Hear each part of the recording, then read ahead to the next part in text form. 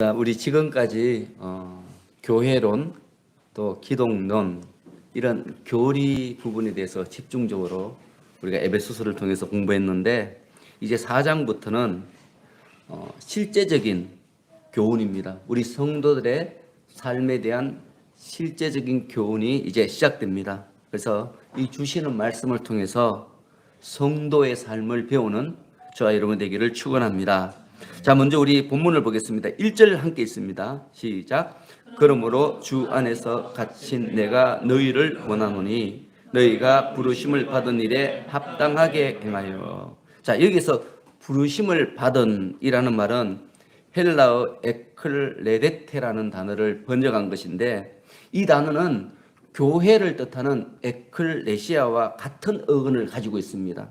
그래서 이 교회를 뜻하는 이 에클레시아의 원래 뜻이 뭔가 하면 밖으로 불러 모으다 이런 뜻입니다. 비슷합니다. 내용이, 그죠?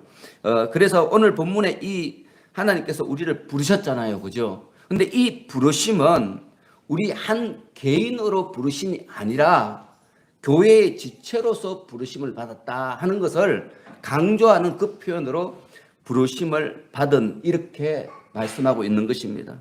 그래서 여러분, 우리가 일개인으로 부르심을 받았으면 그냥 우리 마음대로 살면 되지만 공동체로 부르심을 받았기 때문에 교회의 공동체의 한 지체로서 합당한 그런 생활을 해야 됩니다. 그렇지 않으면 교회가 분열되고 무너지지 않겠습니까? 그래서 오늘 본문에서 바울이 우리에게 주는 말은 뭔가 하면 너희가 교회의 한 지체로서 부르심을 받았으니 너희가 원하는 것, 너희가 하고 싶은 것, 너희가 욕심대로 하지 말고 교회의 지체답게 그에 합당한 생활을 해야 된다. 이렇게 오늘 말씀하고 있는 것입니다. 여러분, 예를 들어서 우리가 어떤 회사에 취직을 하게 되면 회사가 요구하는 삶의 방식이 있어요. 그죠? 근데 내가 생각하는 삶의 방식과 회사가 요구하는 삶의 방식이 다르면 어떻게 해야 돼요? 내 삶의 방식을 버리고 회사가 요구하는 삶의 방식을 가져야 되죠. 그죠? 그렇게 해야 회사를 다닐 수 있죠. 그죠? 여러분, 내가 굉장히 잠이 많아요. 늦잠을 자는 게 제 일생의 낙이에요. 근데 회사에서 새벽에 출근하라 그래요. 그러면 나는 늦잠을 좋아하니까 새벽에 출근하지 못합니다. 이러면서 그 방식을 바꿔달라고 말할 수 있어요? 아니잖아요. 어떻게 돼야 돼요? 늦잠 자는 걸 포기하고 어떻게 해서든지 새벽에 일어나서 회사에 가야 되죠. 그죠? 그렇게 해야 우리가 회사에 계속 다닐 수 있습니다. 여러분, 나는 사무직이 좋아요. 그런데 회사에서 자꾸 현장직에 나가라 그래요. 그러면 회사에게 나는 현장직 못합니다. 사무직을 시켜주십시오. 이렇게 우길 수 있습니까? 안 되잖아요. 그러면 나는 사무직을 좋아하지만 나의 삶을 현장직에 맞게 바꿔야 되는 거죠. 그죠? 그럴 때 우리가 회사에 계속해서 다닐 수 있게 되는 것입니다. 지금 바울이 우리에게 말하는 것이 이와 비슷해요. 여러분, 우리도 부르심을 받았어요. 어디로요? 교회 공동체로 부르심을 받았어요. 그런데 이 교회 공동체로 부르심을 받은 이 부르심은요, 회사 삼성, LG에 취직하는 것보다 훨씬 더 귀한 것이다. 바울은 그렇게 말해요. 우리가 부르심을 받은 이 부르심은 얼마나 귀한 것인가 하면 바울이 앞부분에서 뭐라고 말하는가 하면 예수님의 몸된 교회의 성도가 된 우리들은 하나님의 권속이 되었다 그래요. 여러분, 우리가 회사에 취직하면 그 회사의 하나의 부품 정도밖에 되지 않지 않습니까? 그렇죠, 그죠? 근데 우리는 하나님께서 우리를 부르신 하나님 나라의 일원으로 우리를 부르신 이 부르심은 어떤 부품으로서가 아니라 하나님의 권속, 하나님의 자녀로 우리를 불렀다는 거예요. 상속자로 우리를 불렀다는 거예요.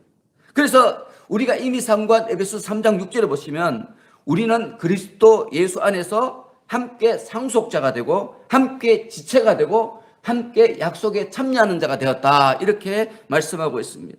여러분, 우리는 예수님을 믿음으로써 교회의 지체가 되었는데 이 지체됨이라는 것은 예수님과 함께 하나님의 나라를 상속받는 그런 높은 지위를 얻는 그런 것이라는 것입니다. 그렇기 때문에 우리가 교회의 지체가 되었는데 예수님의 몸된 교회의 지체가 되었는데 이러한 우리의 삶도 그에 합당하게 변화되어야 된다는 거죠. 그게 바로 오늘 본문부터 계속해서 시작되는 바울의 권면 가르침입니다. 여러분, 그래서 우리가 이 성도가 되었다는 이 사실을 가슴에 품고 그러면서 우리가 가져야 되는 생각은 뭔가 하면, 그렇다면 나는 지금 과연 성도로서 합당한 모습을 하고 있는가 하는 거예요. 여러분 어떻습니까? 여러분들은 지금 어떤 것 같아요? 여러분들이 예수를 믿었죠, 그죠? 믿고 교회의 일부가 되었어요. 그런데 교회의 일부로서 과연 나는 합당하게 살고 있는가?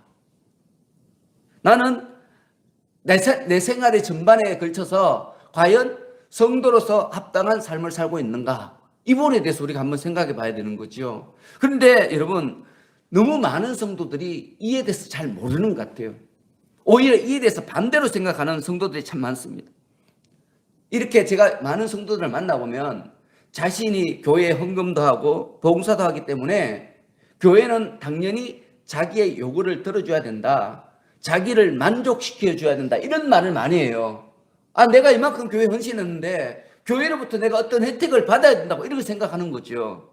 그래서 그런 사람이 교회의 중직자가 되면 어떤 생각을 하는가 하면 교회를 자기의 뜻대로 만들려고 그래요. 그러면서 심한 경우에는 목회자의 가르침을 무시하면서 목회자를 자기 뜻대로 움직이려고 그러는 거죠. 여러분, 그런 사람들이 너무너무 많습니다. 지금 한국교회에 그런 사람들로 넘쳐나고 있어요. 그래서 우리 한국교회가 지금 다른 교회의 그 모습을 가지고 있지 못한 거죠. 여러분, 우리 성도들이 반드시 명심해야 되는 것은 뭔가 하면 성도들은 교회의 지체라는 거예요. 지체입니다. 일부분이에요. 여러분들은 교회의 주인이 아니고 여러분들은 교회의 일부분이에요. 그걸 알아야 돼요. 근데 사람들은 자꾸 자기가 교회의 주인이라고 생각하는 거죠. 그래서 자기 마음대로 교회를 움직이려고 해요.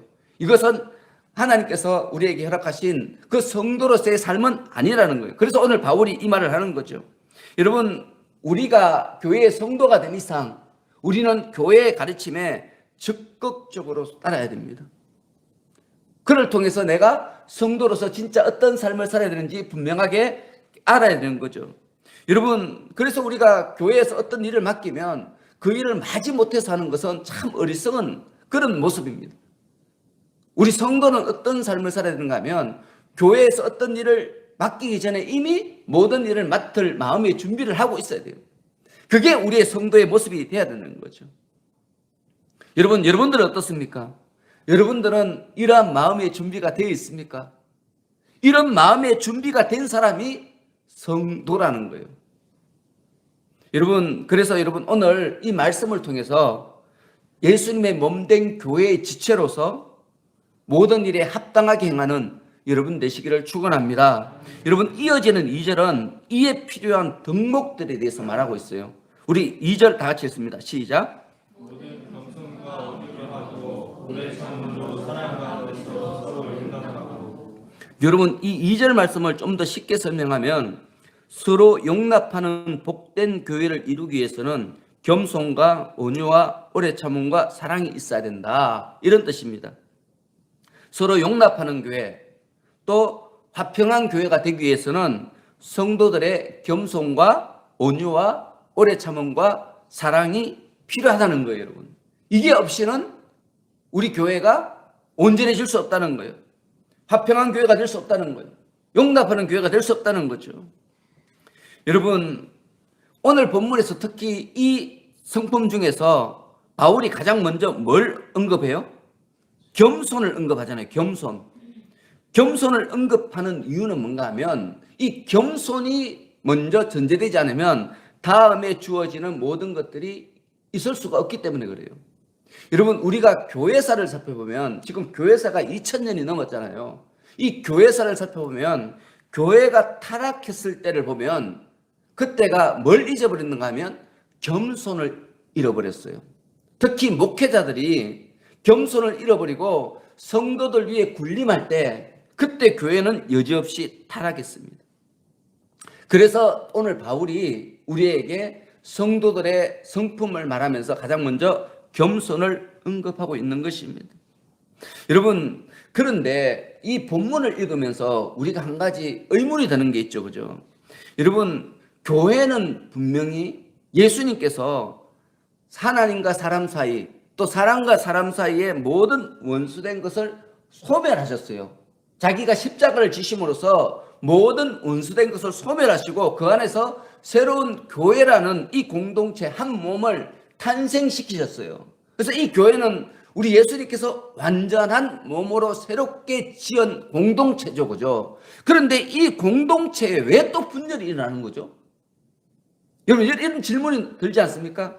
예수님께서 나를 완전한 사람, 새롭게 거듭난 성령께서 인치신 거듭난 사람으로 세우셨는데 우리는 여전히 우리 마음속에 계속해서 옛사람과 갈등을 하잖아요. 좀 이상하지 않습니까? 내가 예수님을 믿었으면, 예수님의 뜻대로 살기로 결단했으면 그러면 악한 마음이 생기지 않아야 되는데 여전히 우리 마음속에 계속해서 악한 마음이 생기고 또 막 용기도 없어지고 실망된 마음도 생기고 근심걱정도 계속 일어나지 않습니까? 예수를 믿는데 왜 이렇죠? 여러분, 이 부분에 대한 해결이 여러분이 있어야 됩니다. 그렇지 않으면 예수를 믿는데 좀 어려움이 닥치면 넘어지게 되는 거죠. 왜냐하면 그 이유를 모르기 때문에. 여러분, 우리 동탄영락교회도 정말 좋은 교회잖아요. 그죠? 목사도 그렇고 성도님들도 그렇고 정말 예수님 뜻대로 살려고 노력하는 공동체죠. 그죠? 그런데 그럼에도 불구하고 우리 교회도 여러 가지 부족한 점이 너무너무 많아요. 여러분, 그 이유가 뭘까요? 우리가 그걸 찾아내야 되는 거죠. 찾아낼 때 그때 우리가 넘어지지 않고 흔들리지 않는 신앙을 유지할 수 있게 되는 것입니다. 여러분, 왜 이렇게 우리가 교회 공동체 안에 속해 있는데 여전히 우리의 심령이 평안하지 못하고 또 서로 용납하는 마음을 갖지 못하고 우리 교회의 평안을 누리지 못하는가 하면 우리 마음속에 뭔가 쫓아내지 못하는 뭔가 있기 때문에 그런 거죠. 여러분, 우리 제자들의 모습을 보면 이 모습을 우리가 분명하게 깨달을 수 있어요. 여러분, 우리 예수님께서 이 땅에 최초의 교회를 세운 것이 바로 제자들의 공동체예요. 우리 예수님께서 목회자가 되시고 제자들이 성도가 된 거죠. 그죠? 가장 이 세상에서 존재한 교회 중에서 가장 완벽한 교회가 어떤 교회인가 하면 바로 예수님이 심우하신 그 교회일 거예요. 그죠? 그 교회 3년 이상 심우하셨죠. 우리 예수님께서. 그런데 여러분, 이 예수님께서 이 교회 공동체를 계속 이끌어 가시는 데 있어서 놀라운 기적도 있고 회개도 있고 또 역사도 있었지만 그러나 그 가운데 끊임없이 문제들이 있었어요. 여러분, 제자들 보십시오. 예수님이 십자가에 못 박히는 그 당일까지도 서로 싸웠어요. 뭐 때문에 싸웠어요? 자기가 좀 더 높은 자리에 앉으려고 막 싸웠어요. 여러분, 이런 모습을 보면서 우리가 깨닫게 되는 것은 뭔가 하면 예수님께서 계시더라도 그곳에는 분열과 다툼이 일어날 수 있다. 이거예요, 여러분. 성경은 우리에게 그걸 말하는 거죠. 여러분, 우리들은 늘 이런 생각을 하잖아요. 야, 예수님이 늘 나와 함께 하시면 내가 욕심을 버릴 수 있을 거야. 나는 예수님이 늘 함께 하지 않기 때문에 내가 믿음이 이렇게 연약한 거지. 만일 예수님께서 매일 나와 함께 동행하시면 나는 정말 좋은 믿음의 사람이 될 거다. 여러분, 그런 생각 하시죠? 그죠? 다 하잖아요. 그런데 성경 보면 아니라는 거예요. 아니라는 거예요. 진짜 살아계신 예수님이 제자들과 늘 함께 했잖아요. 같이 먹고 같이 살았어요. 매일 같이 말씀을 가르쳐 주시고 매일 기적을 보여주셨어요. 그런데도 제자들은 무슨 행동을 했어요? 서로 다투었어요. 분열되었어요. 여러분, 어떻습니까? 지금 여러분들이 꿈꾸는 것이 잘못된 거라는 거예요. 그게 그렇지 않다는 거예요. 예수님이 지금 여러분들과 늘 함께 계신다고 해서 여러분들이 범죄하지 않고 여러분들이 타락하지 않는 게 아니라는 거예요. 예수님의 직접적인 제자인 가룟유다 보십시오. 3년 동안 예수님이 따라다녔잖아요. 예수님이 그의 발도 씻겨주시고요. 그에게 이 성찬식도 해주셨어요. 그때도 그 사람이 어떻게 했어요? 예수님을 배반했죠. 그죠? 자, 문제는 뭐예요, 여러분? 예수님이 함께 계신다고 해서 우리가 예수님을 계속 믿는 건 아니라는 거예요, 여러분. 이걸 우리가 깨달아야 되는 거예요. 자꾸 여러분들 우리 마음속에는 자꾸 예수님이 나에게 매일 기적을 베풀어 주시면 나는 절대 예수님을 대신하지 않을 거라는 그런 막연한 어떤 기대가 있어요. 그렇지 않나요? 그런데 여러분, 이스라엘이 광야에서 매일 하나님이 만나를 내려주시잖아요. 근데 어떻게 했어요, 그 사람들? 다 하나님 배신했잖아요. 그렇지 않나요? 그러니까 지금 여러분들이 꿈꾸는 이 모든 것들은 뭔가 허황된 거라는 거예요, 여러분. 우리가 그걸 알아야 돼요. 자꾸 우리는 잘못된 것, 허황된 것을 자꾸 꿈꾸고 있어요. 근데 그게 이루어졌다고 해서 내가 영적인 사람이 되는 것이 아닌데 마치 되는 것처럼 자꾸 오해하고 있어요. 이게 우리의 신앙이 자라지 않고 계속해서 흔들리는 이유라는 거죠. 여러분, 오늘 본문에서 바울이 겸손을 말하잖아요. 그죠? 이 겸손은 뭡니까? 하나님의 뜻에 순종하는 거잖아요. 하나님의 뜻에 어떤 반항을 하지 않고 어떤 이유를 대지 않고 변명을 하지 않고 그대로 따르는 것이 겸손입니다. 내 생각보다 내 판단보다 하나님의 뜻이 훨씬 더 정의롭고 분명하고 나를 복되게 하는 것임을 온전하게 믿는 것이 뭐예요? 겸손인 거죠. 겸손. 여러분, 우리가 성도가 되려면은, 진짜 성도가 되려면은 이 예수님의 겸손의 문을 통과해야 돼요, 여러분. 이게 안 되면 예수님께서 여러분과 함께 동행하시더라도 여러분은 예수님을 떠나게 돼 있어요. 가룟 유다처럼 예수님을 팔게 돼 있어요. 뭐 때문에요? 돈 때문에. 이 세상의 육체적인 어떤 탐욕이나 쾌락이나 만족 때문에 언제든지 예수님을 떠나갈 수 있다는 거죠. 아무리 예수님이 기적을 많이 일으켜 주신다 할지라도, 아무리 하늘의 신령한 말씀을 전해 주신다 할지라도, 심지어 예수님이 여러분을 발을 씻기시고 예수님의 몸으로 예수님 피로 여러분에게 성찬을 하신다 할지라도 여러분은 예수님을 떠나가게 된다는 거예요. 뭐가 없으면요? 겸손이 없으면 그렇다. 겸손이 없으면. 여러분, 우리 예수님께서 이런 말씀하셨어요. 나는 마음이 온유하고 겸손하니 나의 멍에를 메고 내게 배우라 그랬어요. 여러분, 예수님이 마음이 온유하고 겸손하시잖아요. 그러면서 배우라 이렇게 말하는데 전제가 있어요. 전제가 뭐예요? 나의 멍에를 메라는 거예요. 이 나의 멍에가 뭐예요? 십자가 아닙니까? 다른 사람을 위해서 희생하고 다른 사람을 위해서 헌신하고 다른 사람을 섬기는 것, 심지어 다른 사람을 위해서 내 목숨을 내어놓는 게 바로 예수님의 멍에예요. 근데 이 멍에를 메어야만 우리가 뭘 배울 수 있어요? 예수님의 온유와 겸손을 배울 수 있다는 거예요. 그래서 이 말씀을 좀 더 우리가 알아듣기 쉽게 말하면 먼저 하나님의 나라와 의를 구해야 그때 모든 것을 다하시는 하나님을 만날 수 있게 되는 거죠. 근데 우리는 너무 반대로 생각해요. 반대로. 하나님이 늘 나와 함께 하시면, 하나님께서 나에게 성령을 건너고 주시면, 하나님께서 내 기도를 다 들어주시면 나는 절대 흔들리지 않는 믿음으로 하나님의 교회를 든든히 세워가겠습니다. 거짓말이죠. 거짓말. 안 되는 거예요. 안 되는 거. 근데 여러분들은 안 되는 소원을 계속해서 갖고 있는 거예요. 그러니까 매일 넘어지는 거예요. 믿음이 좋은데 자꾸 넘어져요. 그건 뭐예요? 뭐가 없기 때문에? 예수님의 겸손이 내게 없기 때문입니다. 여러분, 우리의 믿음은 반드시 예수님의 멍에를 같이 매는 믿음이어야 돼요. 예수님의 멍에가 내 삶 속에 없으면 내 믿음은 아무것도 아니에요. 예수님의 겸손도 온유도 결코 나는 소유할 수 없게 되는 것입니다. 그래서 여러분, 오늘 스스로의 신앙을 다시 한번 돌아볼 수 있기를 바랍니다. 과연 나는 예수님의 겸손을 갖고 있는가? 하나님의 말씀을 들을 때 그 말씀이 내 생각과 다를 때 그때 나는 과감하게 내 생각을 버리고 하나님의 뜻에 순종하고 있는가? 그게 바로 성도라는 거예요. 성도가 가져야 되는 가장 기본적인 품성이라는 거죠. 여러분, 그러면서 이런 품성, 우리가 교회의 화평을 이루기 위해서 가져야 되는 품성에 대해서 그 품성의 근원이 뭔가에 대해서 오늘 바울이 우리에게 말합니다. 우리 3절 다 같이 읽습니다. 3절 시작. 평안의 여러분, 이 말씀은 정말 중요한 말씀이에요. 여러분, 성도들이 가져야 되는 성품, 교회 안에서 애써야 되는 그 모든 일의 원동력이 뭔지 밝혀주는 말씀이 바로 이 3절 말씀입니다. 여러분, 우리가 교회를 위해서 또 우리의 믿음을 위해서 매일 많은 힘을 쓰죠. 그죠? 많은 노력을 합니다. 그 중에서 가장 힘쓰는 것이 뭡니까? 예배죠. 그죠? 예배를 합니다. 그리고 말씀을 배웁니다. 그리고 기도를 하고 또 전도도 합니다.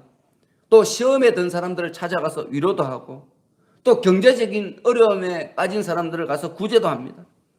병든 사람이 있으면 신방에서 그들을 위해서 기도해 주고요. 슬픔에 빠진 사람들이 있으면 그들을 찾아가 위로해 줍니다.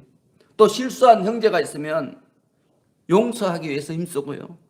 또 성도 간에 서로 용납하기 위해서 오늘 바울이 말한 대로 겸손과 온유와 오래 참음과 사랑으로 사람들을 대하기에 굉장히 힘을 씁니다. 그게 우리들의 삶이죠, 그죠? 우리의 성도들의 삶은 이런 일을 끊임없이 해나가는 삶이 바로 우리 성도들의 삶 아니겠습니까? 또 교회가 지속되는 한 이러한 일들은 영원히 계속될 것입니다. 그리고 우리 성도님들은 심지어 교회 지도자들도 이러한 일들을 함으로써 성도들이 주 안에서 한마음 한뜻이 된다, 이렇게 생각합니다. 함께 예배를 드리고 기도를 하고 말씀을 상고하고 구제와 전도와 친교를 나눌 때 주 안에서 하나가 되는 역사가 일어난다, 이렇게 믿습니다. 그래서 이런 일들을 굉장히 열심히 합니다. 그리고 이에 대해서 겸손과 온유와 오래 참음과 사랑으로 대하기 위해서 우리 성도들 간에 노력할 수 있도록 계속해서 그 여건과 환경을 만들어냅니다. 어떻게 해서든지 서로 하나가 될 수 있도록 힘쓰고 애쓰도록 그 분위기를 만들죠, 그죠? 이게 지금 우리가 하는 이 믿음의 형태들입니다. 자, 그러면서 그 근거에 대해서 오늘 본문인 평안에 매는 줄로 성령이 하나 되게 하신 것을 힘써 지키라, 이 말씀을 인용하지요, 그죠? 많은 경우 그렇게 인용합니다. 그런데 여러분, 제가 오늘 이 말씀을 계속해서 묵상하면서 깨달아지는 게 있었어요. 그게 뭔가 하면 그게 아니라는 거예요. 그게 아니라는 거예요. 지금 바울이 우리에게 하고 싶은 말은 그게 아니라는 거예요. 우리가 하나가 되기 위해서 노력한다고 해서 하나가 되는 게 아니라는 거예요. 우리는 노력하면 된다고 생각해요. 아내를 사랑하기 위해서 계속해서 내 무릎을 쳐서 복종시키고 아내를 사랑한다 말하고 계속 섬기면 아내를 사랑할 수 있을 거라고 생각해요. 그런 생각을 갖죠, 그죠? 어떤 사람을 전도하기 위해서 어떤 그 사람에게 계속 선행을 베푸고 구제를 하고 그 사람 힘들 때 도우면 그 사람이 감동을 받아서 교회에 넣을 거라고 생각해요. 근데 바울은 아니라는 거예요.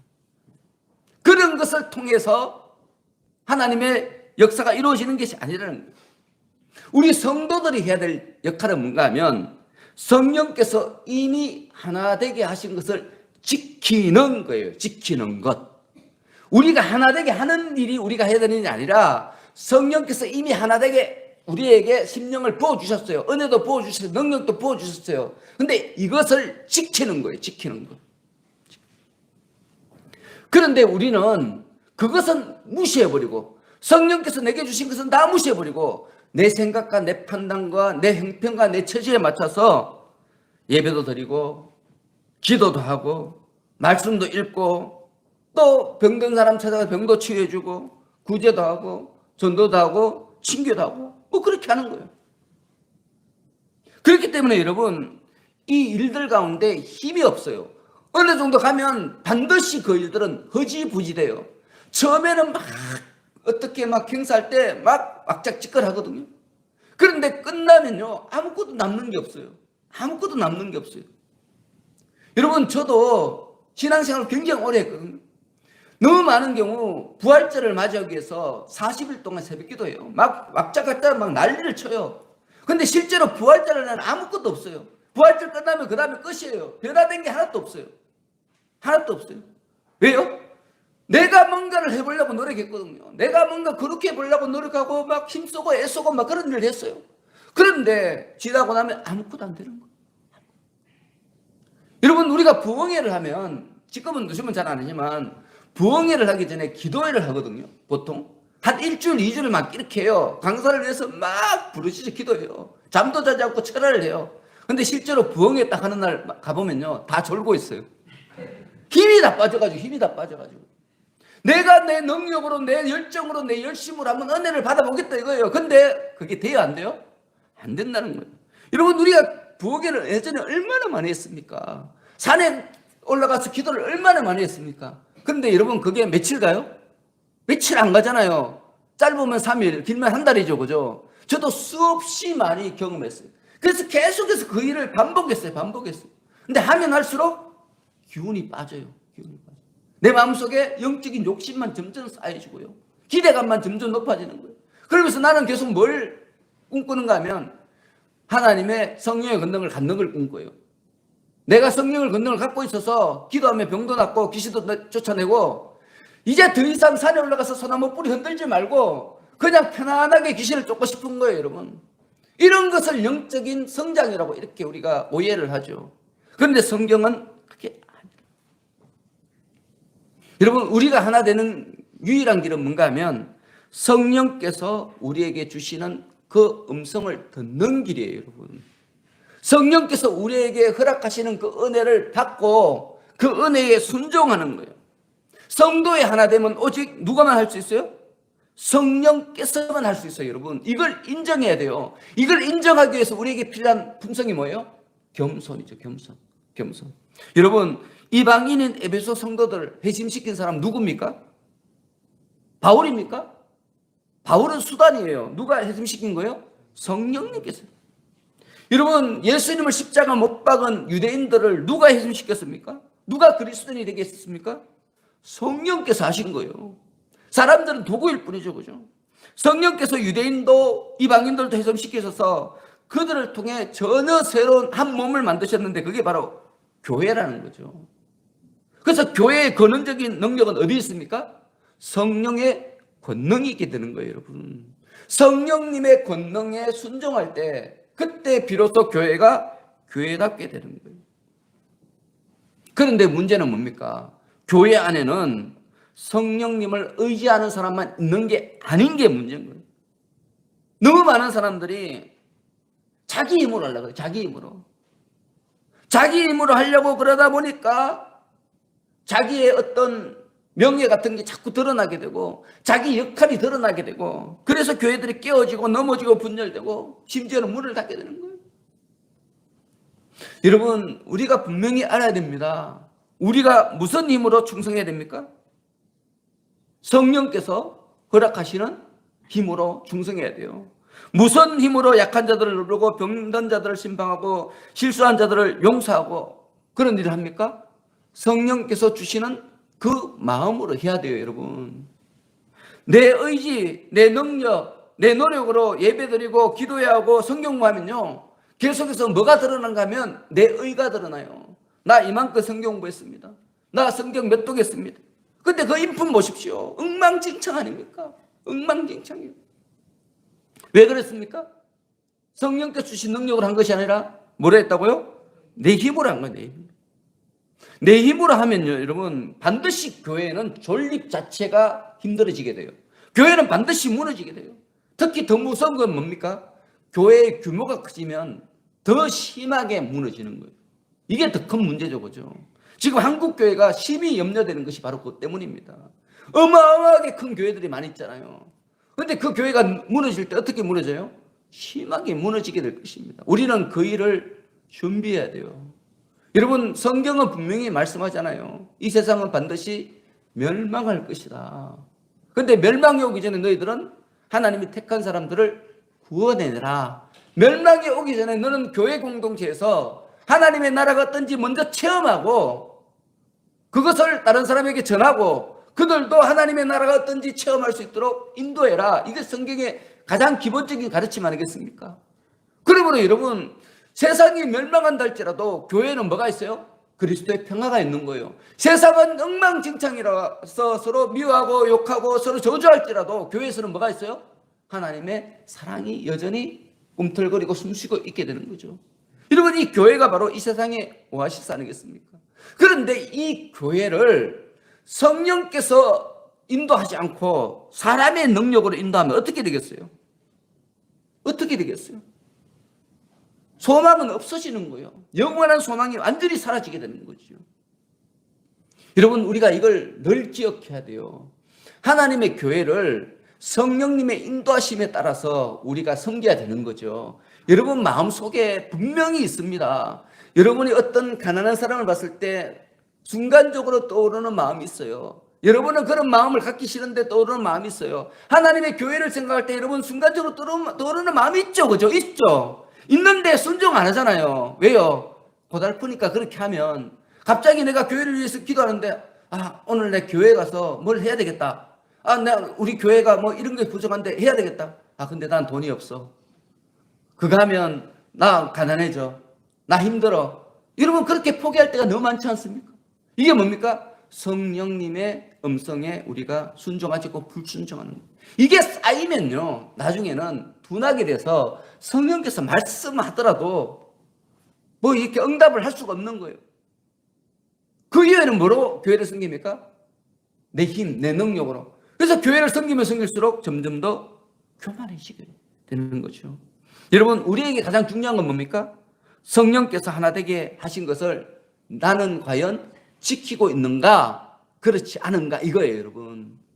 여러분, 그러면서 이어지는 4절에서 6절까지 말씀은 성령께서 하나 되게 하신 것에 대해서 바울이 말하고 있어요. 우리 함께 읽을까요? 4절부터 6절까지 시작. 몸이 하나요.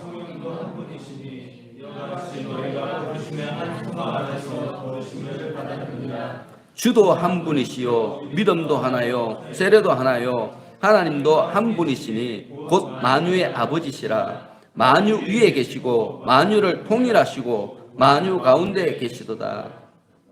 자, 여기에서 바울은 성령께서 하나 되게 하신 것을 7가지로 소개하고 있습니다.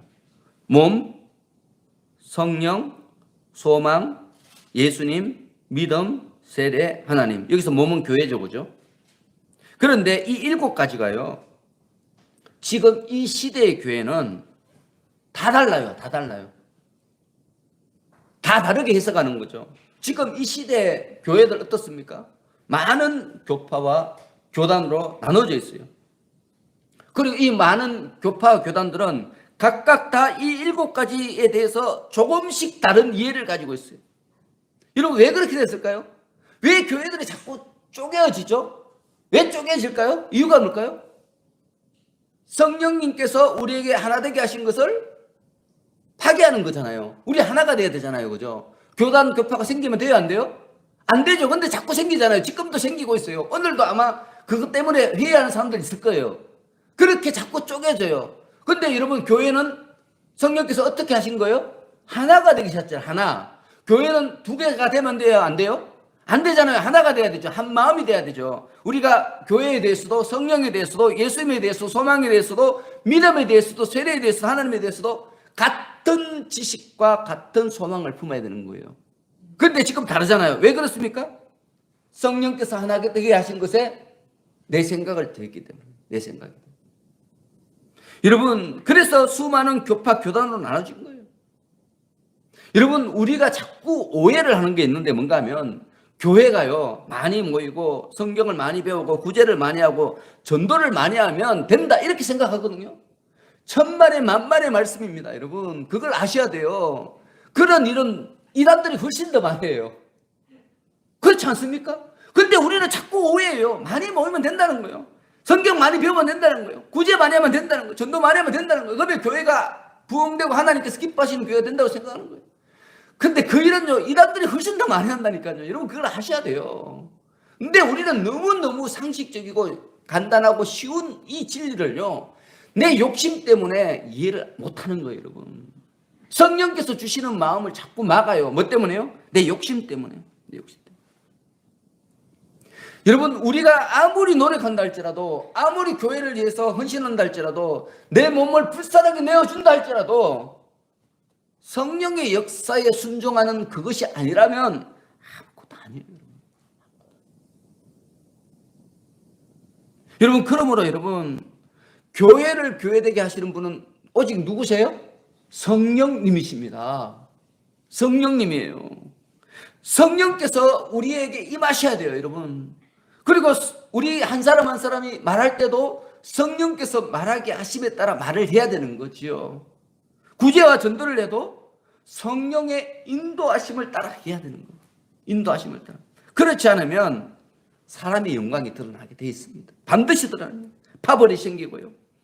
그리고 하나가 아니라 둘, 셋으로 나눠지게 되는 거예요. 여러분, 그래서 우리는 오직 우리를 하나 되게 하신 성령님의 인도하심을 듣고 순종해야 돼요. 여러분, 우리 예수님께서 병자를 치유하실 때도요, 예수님 마음대로 하신 게 한 번도 없어요. 성령님께서 인도하심에 따라 순종해서 안전병이도 고치시고, 눈먼 자도 눈뜨게 하시고, 심지어 죽은 자도 살린 거예요. 우리 사도들도 마찬가지예요. 성령께서 인도하심에 따라서 모든 일들을 감당했어요, 여러분. 자기 생각대로 한 게 하나도 없어요. 왜요? 내 생각대로 하면 거기에 내 영광이 드러나고 그리고 악한 사탄이 역사하기 때문에. 여러분, 우리가 반드시 명심해야 되는 것은 성령님의 음성에 순종하는 것입니다. 여러분 속에 다 성령께서 계세요. 오늘도 하루 살아갈 때 분명히 성령께서 여러분들에게 선한 어떤 마음을 주실 겁니다. 그때 여러분 그것을 거절하지 마시고 순종해 보시기 바랍니다. 이 순종이 쌓이면 믿음이 성장되어지고요, 하나님의 영광이 여러분의 삶을 통해서 나타나는 거예요. 여러분 계산하면 안 돼요. 하나님이 주신 마음에 어떤 여러분의 생각도 첨가하면 안 됩니다. 여러분들이 해야 될 것은 뭡니까? 오직 순종이에요. 결단. 하나님이 어떤 마음을 주시면 거기에 결단을 하고 순종하는 거예요. 이것은 우리가 해야 되는 거예요. 하나님께서 우리에게 상급을 주시는 가장 근본적인 이유가 뭐예요? 우리가 결단하고 순종했기 때문에 주는 거예요. 다 하나님이 하는 게 아니라는 거예요. 다 하나님께 하시면 우리에게 주실 상급이 없죠. 다 하나님이 하시는데 뭘 줍니까? 또 우리가 로봇처럼, 노예처럼 하나님이 하신 일을 그대로 따라간다면, 무조건 복종하며 나간다면, 그러면 그게 무슨 상관이 있습니까? 여러분, 노예한테 상 줍니까? 노예는 당연히 그 일을 해야 되는 거죠. 의무지 않습니까? 근데 너무 많은 사람들이 하나님이 인도하시는 대로 무조건 순종한다는 거예요. 여러분, 그것도 위험합니다. 하나님이 인도하시는 것을 내가 깨닫고요, 이해하고요, 따라가야 돼요. 여러분, 맹종은 우리 예수님이 가장 미워한 거예요. 바리새인 서기관들이 맹종했지 않습니까? 그래서 우리는 하나님의 음성을 듣되 그 음성을 내 무릎을 쳐서 복종시켜서 순종할 수 있는 결단을 갖고 나가야 됩니다. 이해를 해야 되는 거죠. 이해가 안 되면 물어봐야 되는 거예요. 그러면 하나님께서 이해할 수 있도록 도와주시는 거예요. 여러분, 왜 성경이 우리에게 기록되어 있습니까? 오늘 본문이 왜 우리에게 주어집니까? 이해할 수 있도록 돕는 거예요. 이 말씀이 우리를 돕는 것 아니겠습니까? 지금껏 잘 몰랐던 것을 오늘 새롭게 다 알게 되지 않습니까? 예전에는 뭐 예수님 함께 계시면 다 될 줄 알았는데 오늘 안 되는 것 확실하게 아셨죠, 그죠? 그게 아니라는 걸 오늘 분명히 아셨지 않습니까? 뭐를 통해 알게 됐어요? 하나님이 주신 이 말씀을 통해서 알게 된 거예요, 여러분. 예전에는 내 마음속에 일어나는 어떤 선한 생각이 그냥 쓸데없는 생각이 이랬는데 이제는 깨달았잖아요. 그게 쓸데없는 생각이 아니라 성령께서 주시는 마음입니다. 그 마음에 내 몸을 쳐서 복종시키고 그 마음을 이해하기 위해서 최선 노력하고 하나님 말씀 읽고 힘써 그래서 그 일을 행하면 그때 하나님께서 영광을 나타내신다. 그리고 이 일은 내가 한 것이 아니라 하나님께서 하신 것이고 나는 쳐서 복종했기 때문에 나는 아무 영광 받을 일이 없다. 이게 바로 우리의 입장이잖아요. 그래서 겸손할 수 있는 거죠.